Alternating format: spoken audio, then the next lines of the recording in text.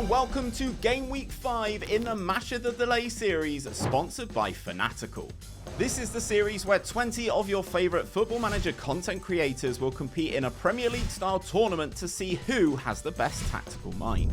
After 4 weeks of action, Mckins and Brentford sit top of the table, with Breezy and Manchester United in hot pursuit. At the other end of the table, we have Mustermann and Trequinho yet to register a single point as Chelsea and Ipswich Town respectively.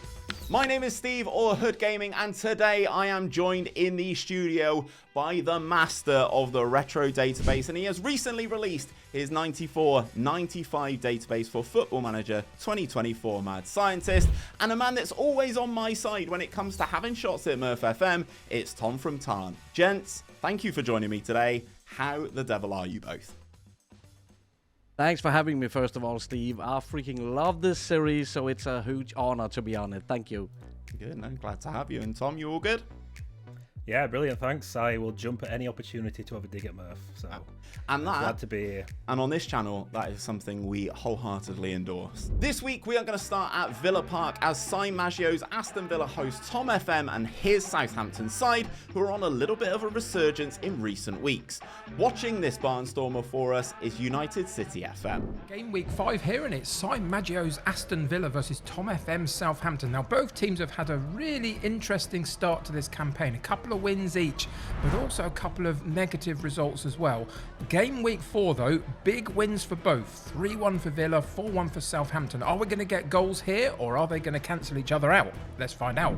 Game week 5, we're playing against Aston Villa. Going to be a tough one. They're a very good team, but hopefully our 5 at the back, counter-attacking style of play is going to get the job done. Threaded ball for Bailey. He gets to the end line, puts the ball in, and it's Buendia on the follow-up shot, puts it into the back of the net. 3 minutes in. That's the start we want to this match. Come on. Threaded ball down the line, but Matty Cash intercepts for Villa. They get a chance for counter-attack now, and they've moved the ball very quickly into Watkins behind the defence, and he's put it in the back of the net for 2-0. Let's go. That's what we needed. Ollie Watkins. 2-0. We're only 8 minutes in. Goalkeeper has it for Villa, switches the play to the right-hand side. Matty Cash, always a threat for Villa, but he's given the ball away. Walker Peters, threaded ball through to Brereton. And he somehow toe pokes it past the keeper.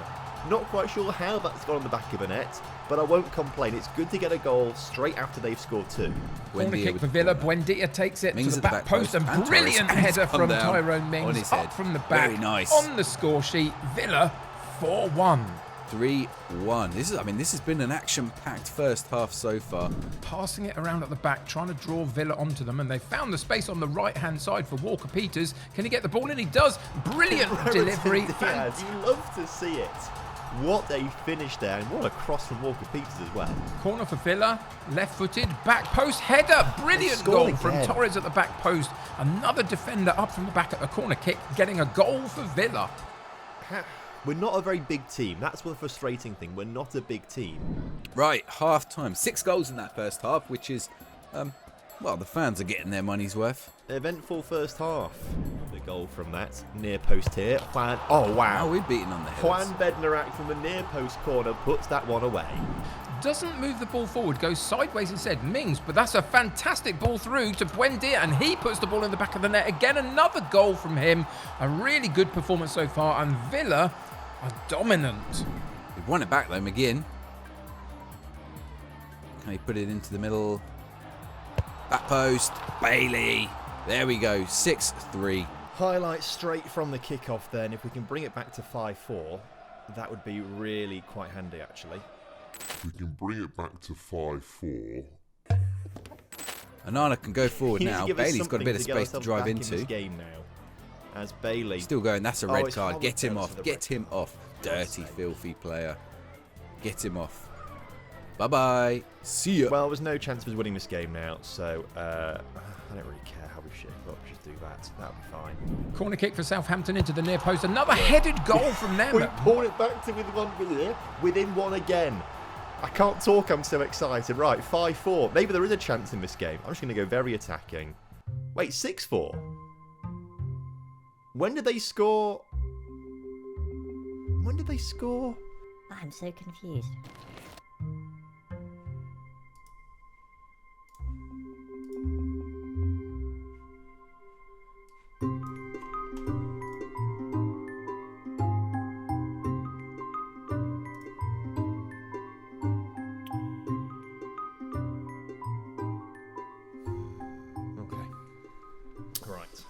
do that replay. That's a 10-goal thriller. 6-4. Also a red card, an offside goal, all sorts in that match. So we kick off today's episode with a 10 goal thriller. Tom, what did you think of this one? Well, he had everything, didn't he? 10 goals. It's not something you often see in a football game. But for Villa, they'll be a bit frustrated, I think, because they got the 2 goals really early on. You think you're going to be in for a good time, then 10 minutes, 2-0 up. But then Southampton got one back. And it was like that for the rest of the game, wasn't it? Every time Villa scored, Southampton got one back. And they just couldn't quite finish them off. So, yeah, I think scoring 6 goals is always great, but conceding 4, not ideal. Yeah, definitely. And Mad, personally, I feel a little bit sorry for Tom here, as Villa had an XG of 2.34, but somehow, even with Tom's defensive formation, managed to score 6 in this one. Yeah, heartbreaking for Tom, absolutely. I mean, and when you produce 4 goals at Southampton, you usually would win a game, so absolutely heartbreaking. But what an entertaining match this was. Absolutely quality.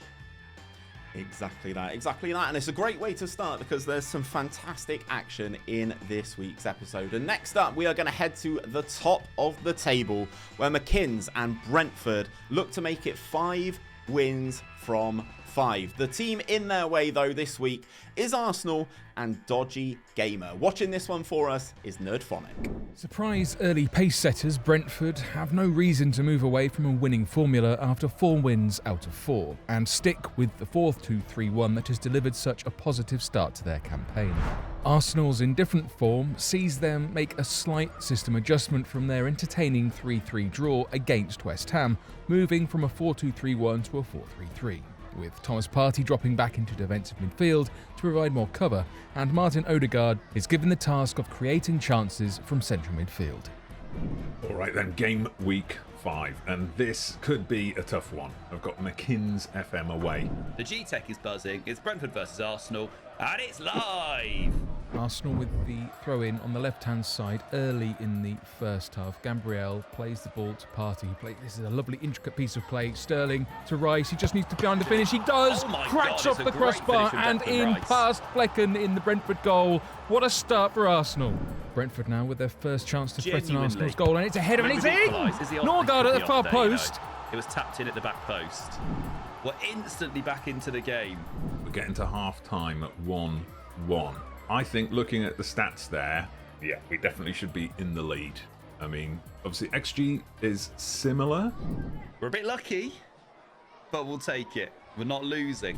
Pinnock's pass has been plucked out of thin air. Saka is charging towards the Brentford goal, plays it through to Sterling, who can apply a finish. Sterling, what a goal, what a breakaway goal. We know when the hands have gone up, that's a goal. It's Brentford 1, Arsenal 2. That was our fault. There we go. I love that break.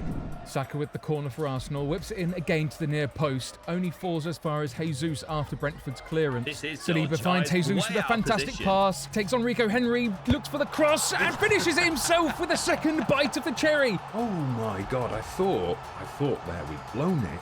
I don't know what I was thinking there, to be honest. And Tierney now looking for Sterling on the left-hand side. The shreds here. So there's another goal, it's 4-1. I need some kind of plan here. 4-1. Apologies, Mckins, but the Arsenal party has come to town. Trying to find Jesus, but no, it's only fallen as far as Jensen. It's Brentford coming forward. Are they going to score here? They are. They finally pulled one back to make it 4-2.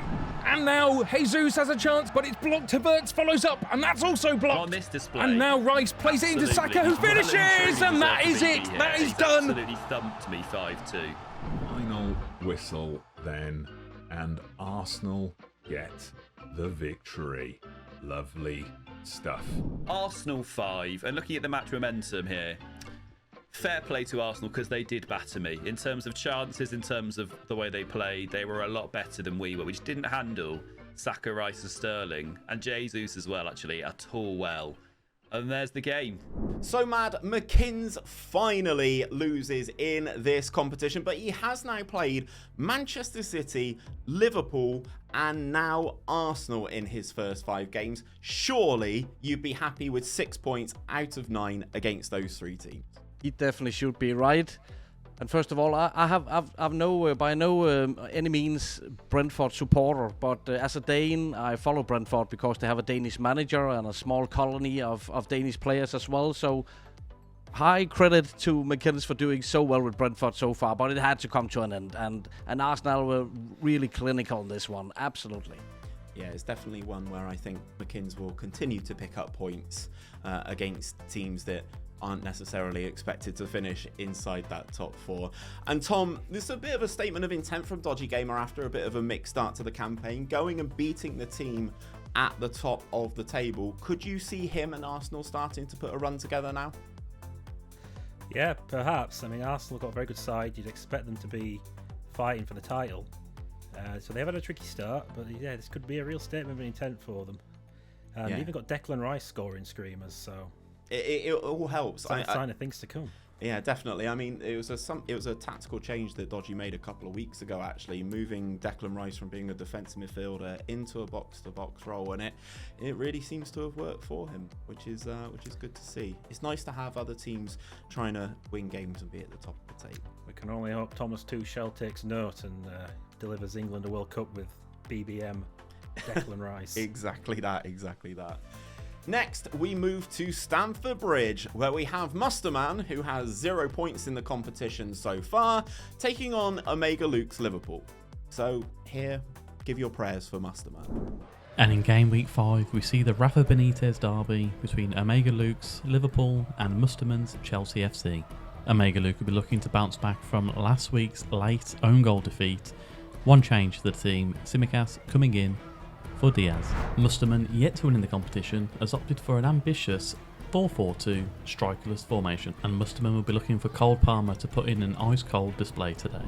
Okay, it's time to bounce back from last week's defeat against Brentford, and it's Chelsea, so it's a really difficult game. We seem to have, we're like, 5 weeks in, we're getting all the difficult fixtures. City, Arsenal, and Chelsea already. Are you ready for a thumping? I'm not, but we're going to get one anyway. It's Omega Luke and Liverpool. And with the way that the season's gone so far, I have a feeling this might be a pretty tricky game. A very deep Chelsea line here for Liverpool to break down. McAllister to Van Dijk. Quality they have, it's very difficult for us to... Oh, there we go. Lovely What a ball. pass. Salah, that's got to be 1-0. Oh, it is a delightful finish from Salah. On his left foot. Yes, he needed that second opportunity, but we're fine. That's good, boys. 1-0. Liverpool looking to gain more control here. McAllister throws it into the box. Kind of. Salah. Oh, come on. Come on. No way you should be conceding that whatsoever. That is a really good... I did start to worry with the strikerless style of formation. I know it can cause a lot of problems. I've utilised it very well in the past myself. But I've kind of got an idea of how to stop it if it does start to use problems. And for now, we're not seeing those problems.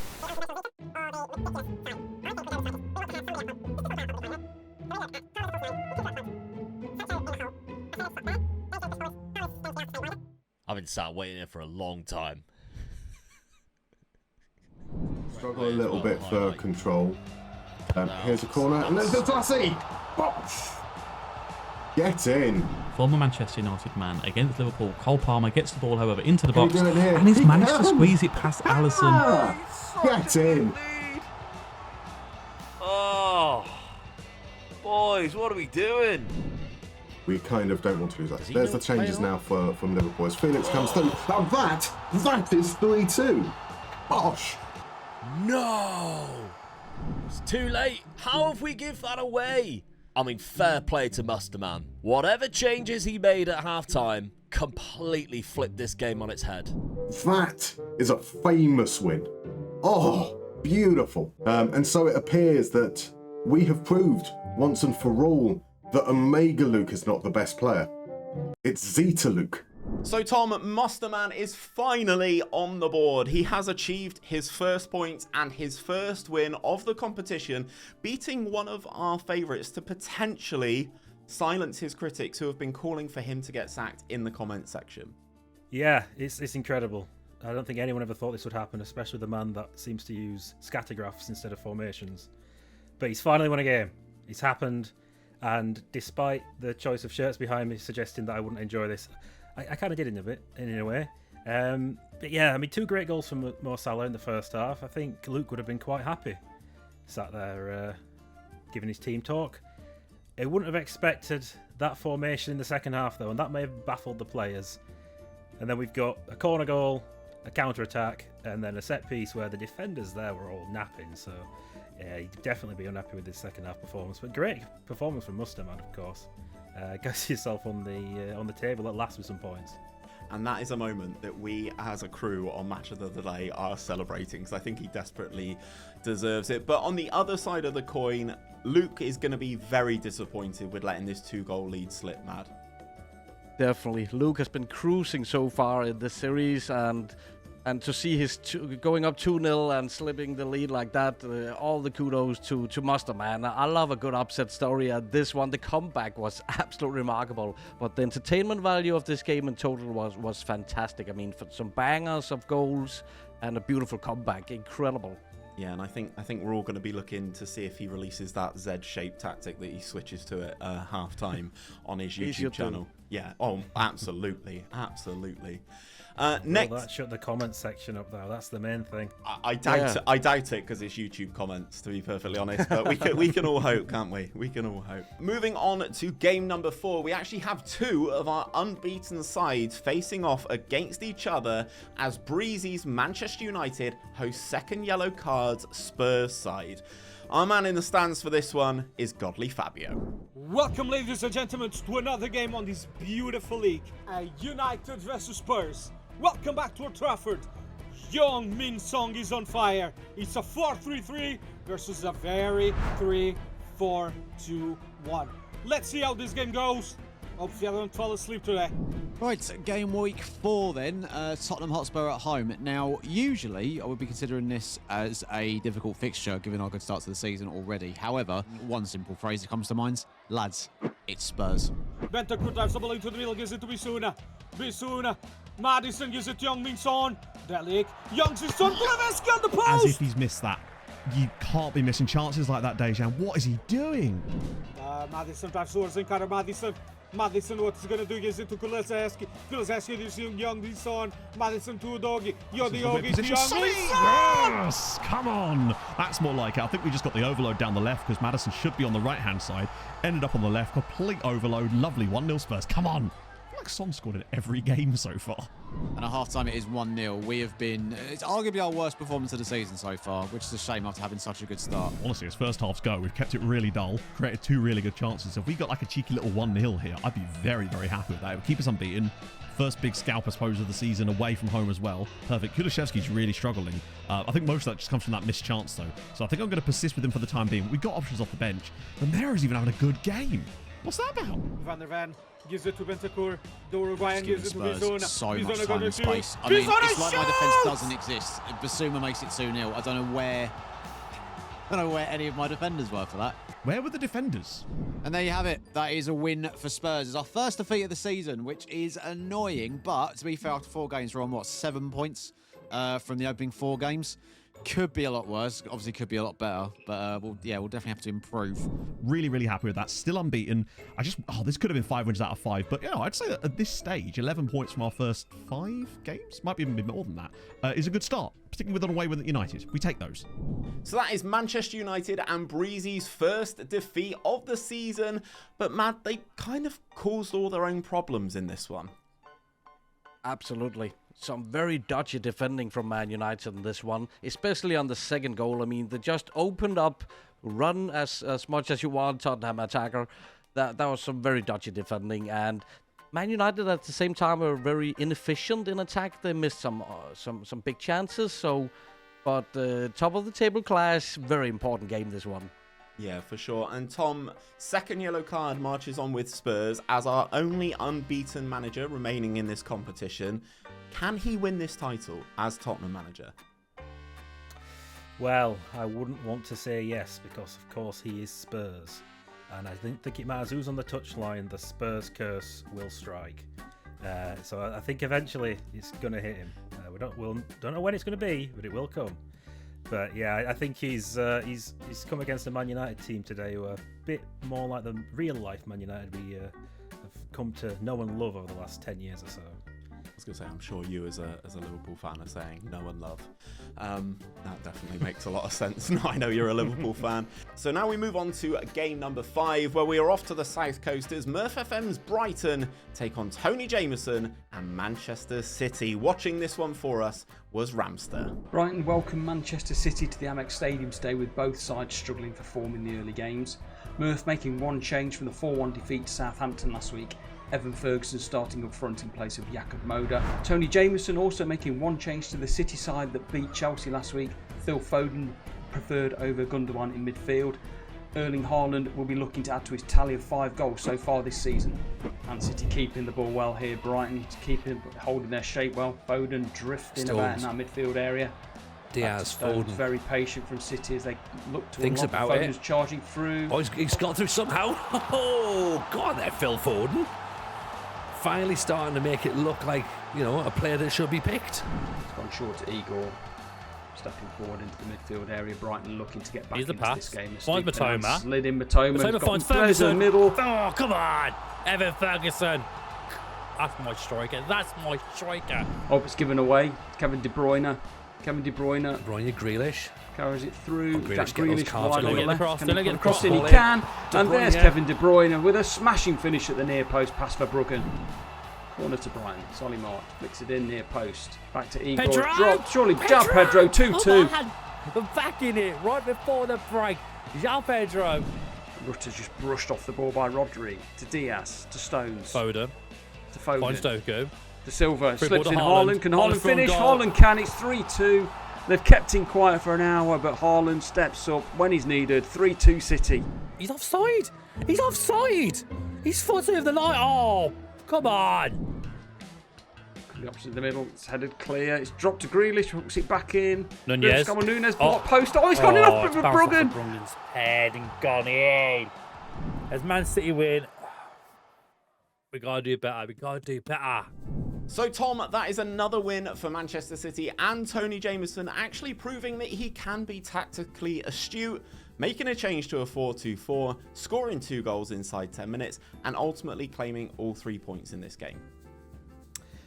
Indeed, he did. I think he'll have been quite annoyed at half-time, losing his best midfielder in De Bruyne to injury and then immediately conceding an equaliser. Not what you really want to do at half-time, but he's done the classic thing there. If you wait till the hour mark, things aren't going your way, make a change. And it's worked out for him, to be fair. Haaland's got himself a goal with his right foot for a change.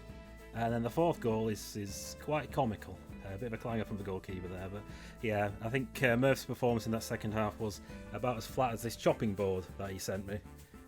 Other teams are available. There you go. I mean, the fact that you've brought props is absolutely fantastic for this, to be perfectly honest. And that is back-to-back defeats for Murph in Brighton, but I still think this is a pretty good showing against a team like Manchester City. Do you think he'll be fine with Brighton moving forward? Yeah, I believe in Murph on the other side of you two guys, but I would say it was always going to be difficult going up against Man City in any situation. So it was 2-2 for a while. That was really good to see. I think Murph should be proud about the performance, and for the rest of the tournament, I think Brighton has a good chance. I know mad's in your name, but believing in Murph, that is truly mad. Don't make me get the Joe Henry gif out.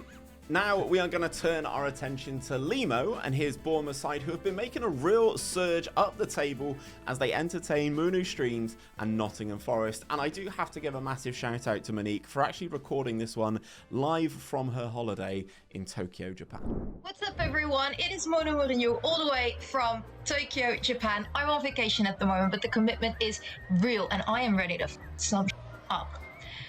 Not literally. So I'm just gonna hope that this is gonna work. I want to put Wood on more of a as a target forward. He's better as that than an advanced forward. And then we're gonna see and hope.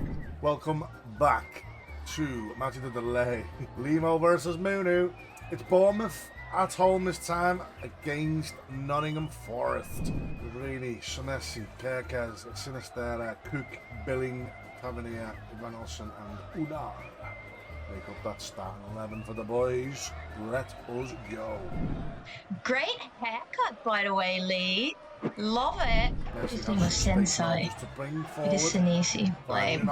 Sensei would be so much cooler. Unal's moved into the space. No, Great run. No. And it's a great goal from Unal.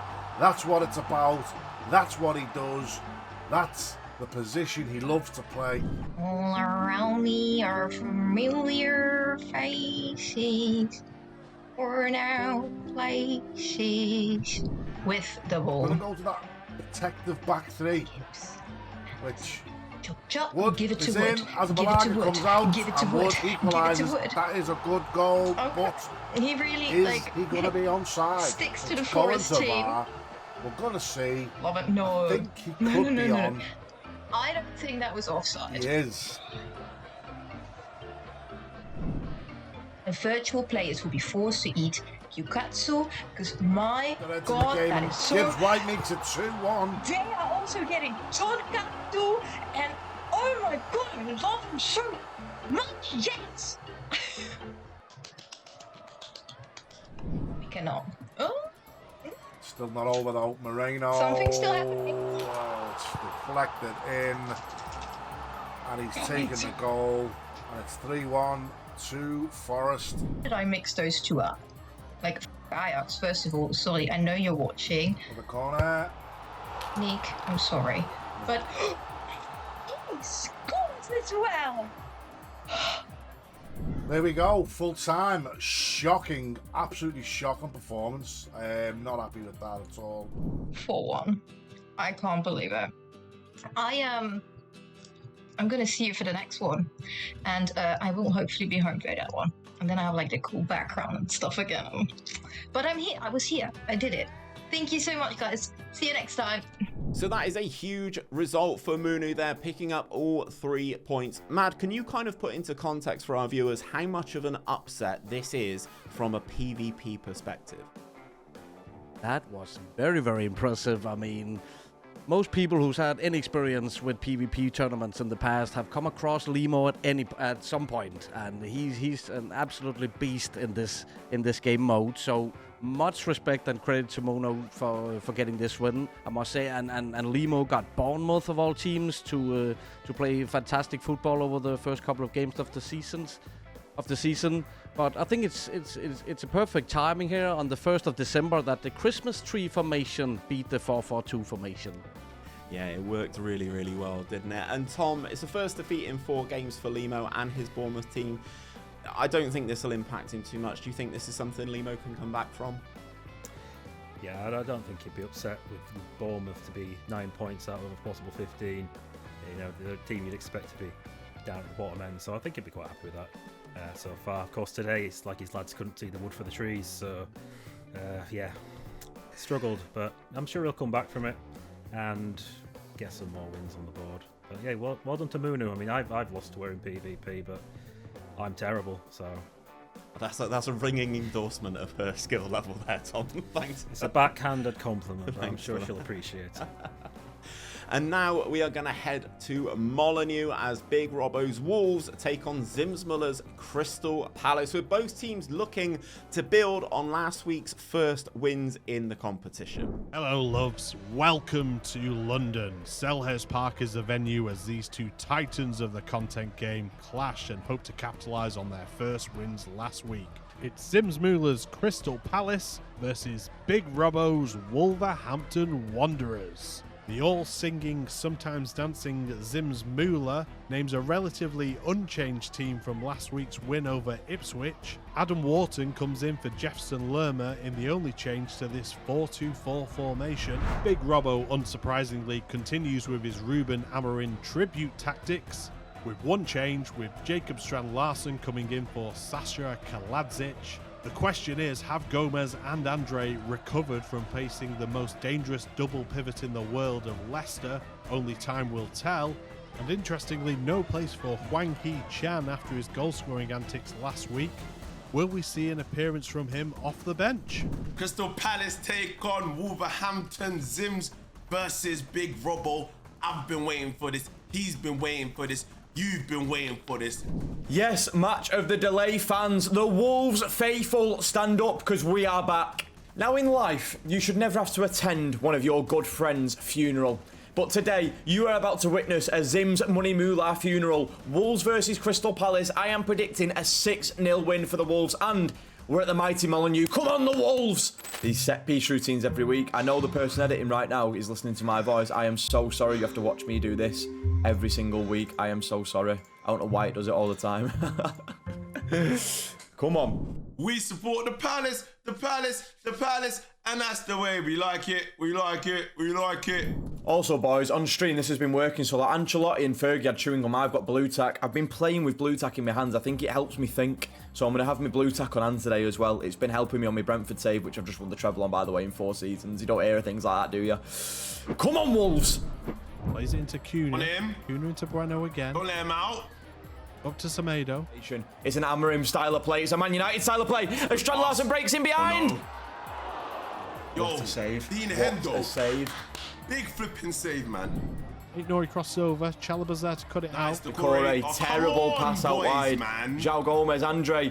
We've got to make this pressure count. That's so poor, man. That's so poor. I know. Bang! Thank you, man. We've got to make this pressure count, the manager says. 6 minutes in with a blue tack. It is.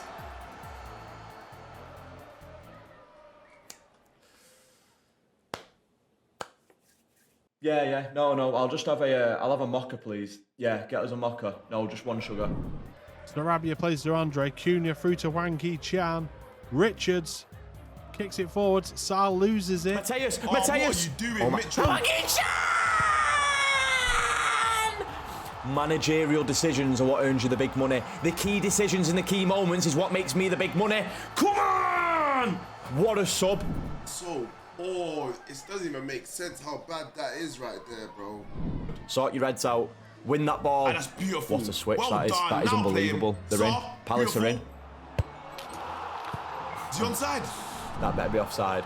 That better be offside. And everything I he's love, that offside. better I be can't celebrate offside. this yet. Because there's no way this game's doing this to me today. I'm not having it. No way this game's doing that to me.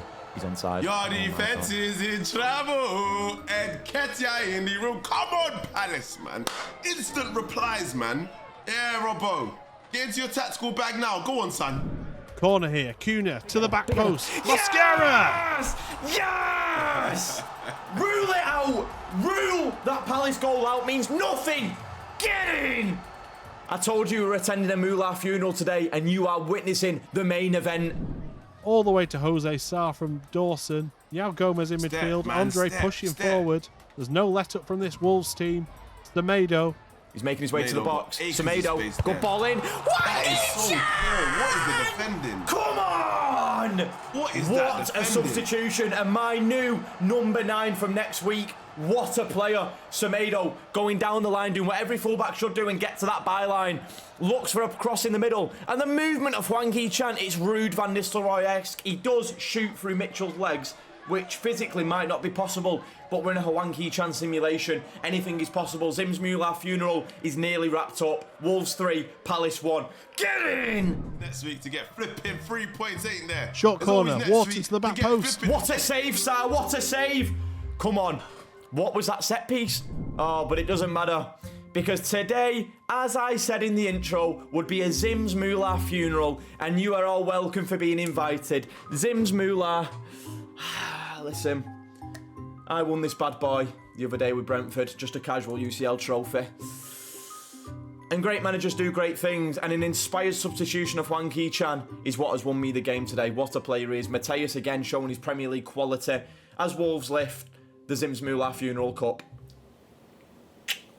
That's got about 8 years of dust on, so I'm probably going to get a disease and probably won't be here next week. But thank you for watching that masterclass. There's always next week to get 3 points, man. There's always next week. So that is back-to-back wins now for Big Robbo and Wolves. And with this new formation, Tom, he's looking to be a bit of a threat moving forward. Indeed he does. It turns out plagiarising a successful manager is actually the thing to do. So, well, I say successful. He was decent at sporting, wasn't he? He was. He was going forward. But, yeah, it's gone well for him today. I mean, Wolves played very well. Palace didn't turn up really. I think Zims needs to work on his songs, perhaps with a bit more gusto in them. Maybe spur the lads on a bit more before the game. But yeah, good result for Robbo today. Yeah, I do wonder if they can hear him in the stands. And Mad, what does Zims need to do with this Palace team? He switched to a 4-2-4 last week and it got him a result. This week, the same shape just does not perform for him. What words of advice can you give him? Yeah, and I'm not anyone who should give any tactical advice to anyone. So, but I mean, the squad, the material that Zims have to work with, I think it comes down to that. So he got to stick to some kind of formation, right, and just believe and get the points where he can get it. And there was a potential opportunity to get points here against Wolves. So brutal for Zims, but stick to some formation, and I'm sure he'll turn it around at some point. Yeah, I think he's got some good components there, so I'm sure he can start keeping the goals coming. And hopefully, as long as he's chanting from the sidelines, I'm sure that means absolutely everything to his team. We are moving off to Craven Cottage for this next one, as we have two teams looking to get back to winning ways, as Llama brings his Leicester team to take on Jake Cooper. Watching this one for us is official Enrice. Good afternoon, everyone, and welcome to the King Power Stadium, where we're going to see Leicester facing Fulham. And here we've got the lineup for FM Llama's Leicester. They line up in a 4-2-3-1 with Otson Edouard on the attacking midfield position and Wilfred Ndidi playing centre back. Here we've got the lineup for Jake Cooper's Fulham side, also playing in a 4-2-3-1, and we don't really see any changes in his lineup, but we're going to see how that's going to pan out. Okay, we're up against Llama's Leicester team, and for the first time since week 1, I feel like this match might actually be one where we could potentially, and I don't want to get ahead of myself, but maybe get a win. Okay kids, welcome to a little game I like to call What Fresh Hell Is This, where I take on somebody half my age at Football Manager with a Leicester City team that are devoid of any talent whatsoever. Couple that with my own tactical inabilities, and it's a disaster waiting to happen today. We've got Odson Edouard playing in midfield, we've got Connor Cody joining another midfielder, indeed in defence. What could go wrong, I hear you ask? Most things is the reply.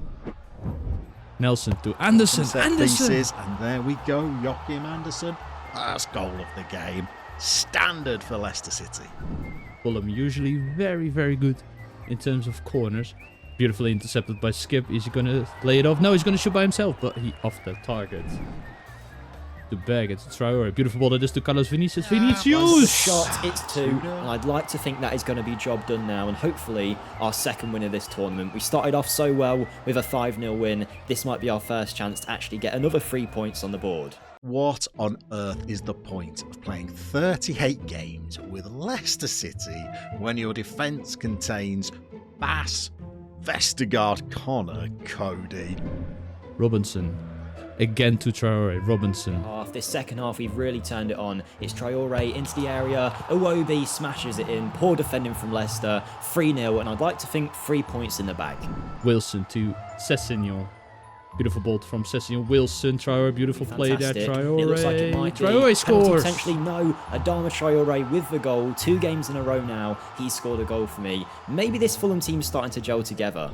And it looks like Llama's completely shut up shop. Looking at it, he's got a 5 at the back and then 5 in front. He does not want to concede again. We've got the job done. 4-0, our second win of the tournament. Hopefully, this is now on to big and better things for us. So Mad, that's a return to winning ways for Jake and Fulham, but it was those substitutes that he made in the 65th minute that made all the difference, with all 3 of them coming on and getting on the score sheet. Gotta praise the manager in that situation. That's absolutely incredible. And getting back on the winning path with a 4-0 win can't get much better than that, so kudos. They absolutely smashed it there. And Tom, it's sadly another defeat for Llama there, but he doesn't really look like he's having fun with this Leicester City team at all. No, and who can blame him? It was a gutless performance today. Thrashed 4-0 at home against Fulham. It's a team really, for Leicester, you'd want to be at least picking a point up as a minimum at home if you've got any chance of surviving in this league. So maybe Llama needs to drop his nice guy approach and see if he's got a bit of an inner rage that he can bring to the dressing room and get those players to actually perform for him. Because I mean, look at Jamie Vardy today. He's definitely been out on the lash last night, hasn't he? Exactly that. Yeah, 100%, 100%. So it's probably far enough in the recording now that I can say this and it'll be all right. But Llama, just turn into a bastard. Just be a bastard. We all want to see it. We all want to see it. The bad guy persona. To quote Sean Bean, bastard. Now we are going to head over to Goodison Park as Josh Daly's Everton take on Kempi's West Ham United. Now, these two guys are great friends off the pitch, so neither of these guys is going to want to lose this one. Steak Bake is the person on commentary for this one. Josh Daly's tough tackling Everton's side go into this game exactly as they lined up last week in their 1-0 defeat to Manchester United. Idrissa Gueye is the fastest player to 3 yellow cards so far in the match of the Delay series. He starts alongside James Garner in midfield. Kempi has climbed out of his cardboard box this week and reverted back to a 5-back formation that he was using a few game weeks ago. Mavropanos comes into the defence for midfielder Alvarez, and Wan-Bissaka, who did grab an assist last week against Arsenal, has been dropped in favour of Kufal at right back. So today is a very fun day for me, but also a very difficult day. Number one, I get to face my good friend Josh Daly. Number two, sadly, he's been silenced for his crazy ego by the media. So cut to Josh and how he's feeling right now.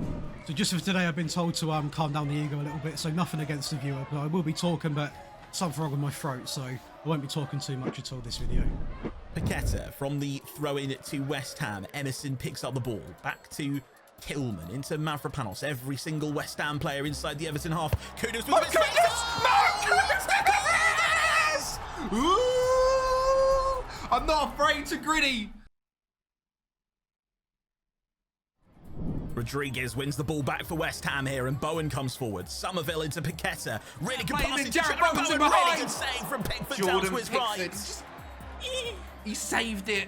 This is nothing against the viewers, by the way. I'll happily take questions outside of the room. Throw in to Everton. Patterson. Way in towards Harrison, and Kilman's not got the ball there. I could have seen that from a mile away. Max Kilman, what are you doing?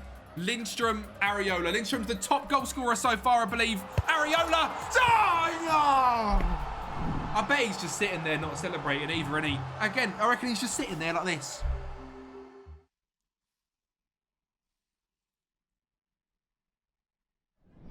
As they find the ball on the left-hand side with Dwight McNeil. Players to aim at in the middle. Ball goes in. Nice Beto. Oh, a goalkeeper mistake.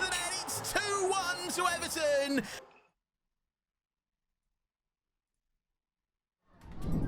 Soler, who's there? The keeper's up. Please. Oh, I'd love to see him score. Souček! Pen! Ref!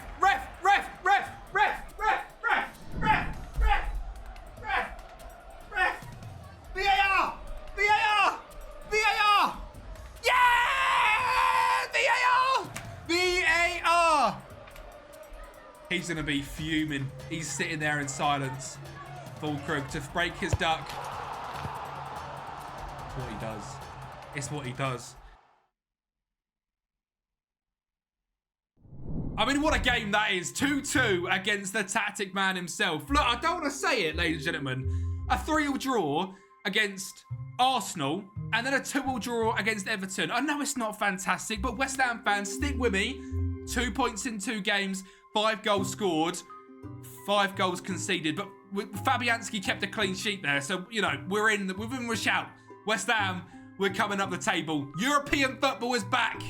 Again, it's nothing against the viewers. When the media say these things, I just prefer to stay quite quiet. So we'll respond to questions, but just a little problem with the voice today.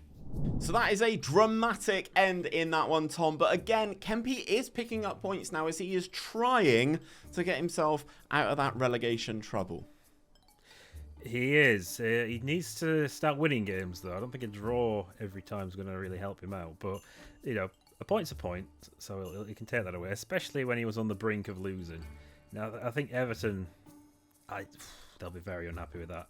A soft penalty, was it a push? I mean, maybe. I mean, you can't put your hands up like that, though. If you put your hands on someone's back, the ref's going to give it. So I think Nathan Patterson's got a lot to be answering for there in ruining Everton's day. But, yeah, it's a bit of luck, what he needed. And after giving a silly whip penalty away himself, a 2-2 draw, probably a fair result, really. Yeah, and it definitely wasn't a good day for Josh Daly, who seemingly had something of a bit of a sore throat after the media claims surrounding his ego a couple of weeks ago. What do you think of that, Mad? Maybe it's a good idea to save the voice. It's a long season, so peace be with it. Well, what an intense game this was, and with a 95th minute penalty decided as well. It was an incredible intense game between two friends, so 1 point each. Why not? Yeah, I think at the end of the day, as long as neither of them lost the game, I think that's fine. I think if one of them had lost, then there'd have been some bragging rights until they faced each other later in the season. If I could offer Josh Daly some advice, it's don't listen to Jebaru. He thinks I'm from Essex. Come on now. There we go. There we go. This panel is fantastic for giving advice to our competitors, and I'm really enjoying it.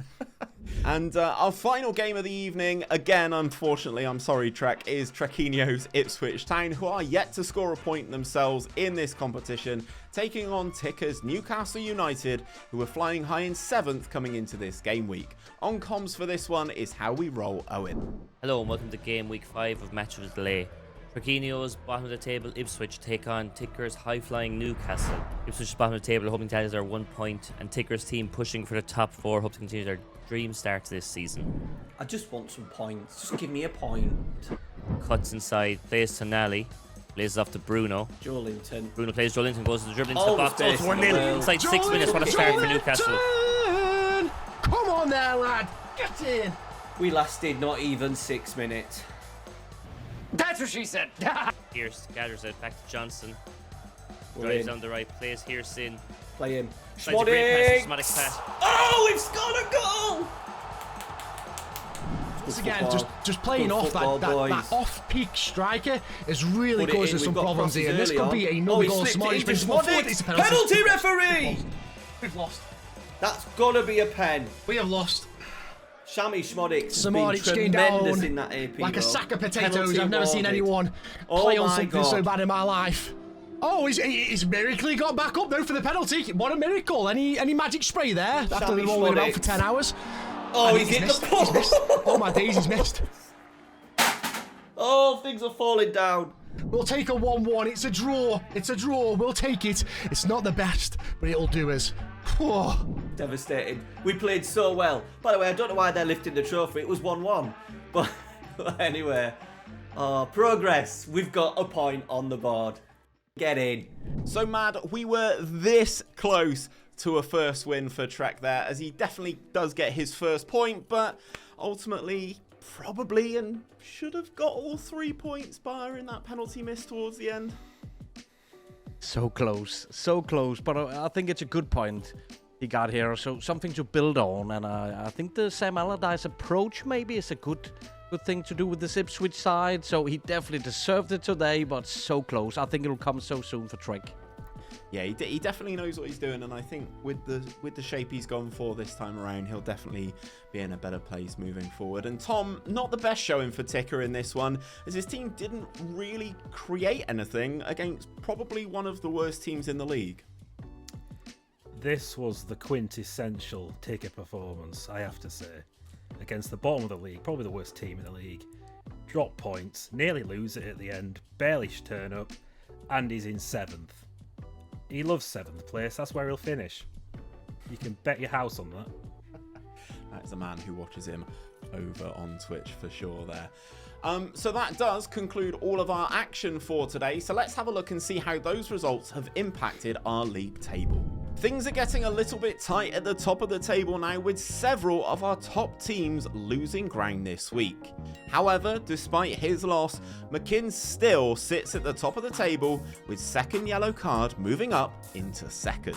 At the other end of the table, it is a first win for Mustermann and Chelsea to score his first points, and poor Trek picked up his first point as well to prevent that elusive donut. So gents, that is it for today. How do you think the table is shaping up after 5 game weeks? Well, I don't think that top 4 is something we'd have expected to see, but time will tell if it remains that way. There's a lot of football to be played, so I wouldn't look into it too much at this stage.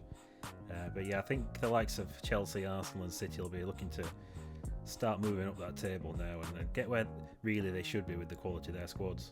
And obviously at the other end of the table, first points in this game week for both Mustermann and Trek Mad, how important is it to get up and running in a competition like this?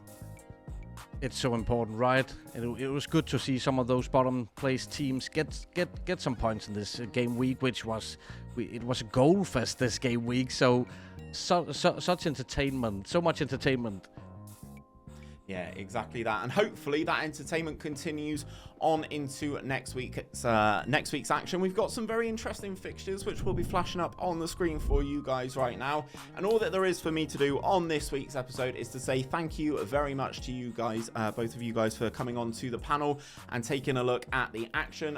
Tom, I'm going to come to you first. Please let the people know where they can find you. Well, if you like sheds, shouting, or FM sometimes, you can find me on Twitch. On twitch.tv/TomFromTown. I'm on there normally late at night, but sometimes in the day as well. And there you go. And obviously the amazing database creator that is Mad, please do plug yourself in your latest database. Yeah, and again, thanks for having me, Steve. It's been a pleasure, absolute pleasure. And if you want to play some retro databases, hit me up. I'm the Mad Scientist FM on most social media platforms. Exactly, and he does have a new database out right now, so please do go and check